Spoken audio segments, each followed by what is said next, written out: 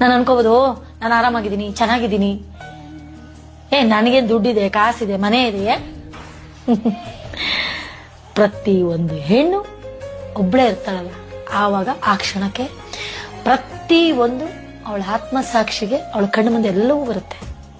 ಒಂದು ತಂದೆ ಮನೇಲಿ ಏನೇನು ಕೊಡ್ಬೋದು? ಊಟ, ಒಂದು ಬಟ್ಟೆ, ಒಂದು ಜಾಗ, ಒಂದು ಪ್ರೀತಿ ವಿಶ್ವಾಸ. ಪಕ್ಕಕ್ಕೆ ಗಂಡನ್ ಕೊಡ್ತಾರ? ಕೊಡಕ್ ಸಾಧ್ಯನಾ ಅಪ್ಪನ ಮನೆಯವರು? ಇಲ್ಲ ಒಂದು ಗಂಡನ್ ಹೆಂಡತಿ ಕೊಡ್ತಾರ? ಅವಳ ಆತ್ಮ, ಈ ವಿಡಿಯೋ ನಾನು ಈಗ ಹೇಳ್ತಾ ಇರೋದನ್ನ ಅವಳ ಆತ್ಮ ಸಾಕ್ಷಿ ಇಟ್ಕೊಂಡು ಹೇಳ್ಬಿಡ್ಲಿ, ನನ್ಗೆ ಯಾವತ್ತೂ ಅನ್ಸಿಲ್ಲ ಅಂದ್ಬಿಟ್ಟು. ನೋಡೋಣ, ಅವಳ ಮನುಷ್ಯನೇ ಅಲ್ಲ ಅವಳು. ಅನುಭವ ಆಗದೆ ಹೆಂಗಿರುತ್ತೆ? ದುಡ್ಡಿರುತ್ತೆ, ಓಡಾಡ್ತಾಳೆ, ಕಾಸಿರುತ್ತೆ, ಬಟ್ಟೆ ಹಾಕೋತಾರೆ, ಕಾರಲ್ಲಿ ಓಡಾಡ್ತಾರೆ, ಊರೆಲ್ಲ ಸುತ್ಕೊಂಡು ಬರ್ತಾರೆ, ಬಂದು ಒಬ್ಳೆ ಕುತ್ಕೋತಾಳಲ್ಲ ಅವಳಲ್ಲ. ಆಗ ಒಂದು ಗಂಡಿನ ಬೆಲೆ ಅವಳಿಗೆ ಗೊತ್ತಾಗುತ್ತೆ. ನನಗೊಂದು ಮಗು ಇರಬೇಕು, ನನಗೊಬ್ಬ ಗಂಡ ಇರಬೇಕು. ಒಂದ್ ಹೇಳೋದೇನು ಗೊತ್ತಾ, ಹೆಣ್ಣು ಮಕ್ಕಳಿಗೆ ದೇವ್ರು ಕೊಟ್ಟಿರ್ತಾನೆ, ಕಳ್ಕೊಳಕ್ ಹೋಗ್ಬೇಡಿ.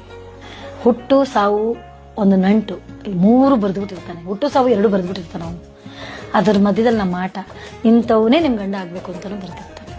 ಋಣ ಅನ್ನೋ ಸಂಬಂಧ ಅದು ಅಷ್ಟು ಸುಲಭ ಕಳ್ಕೊಳಕ್ಕೂ ಆಗಲ್ಲ.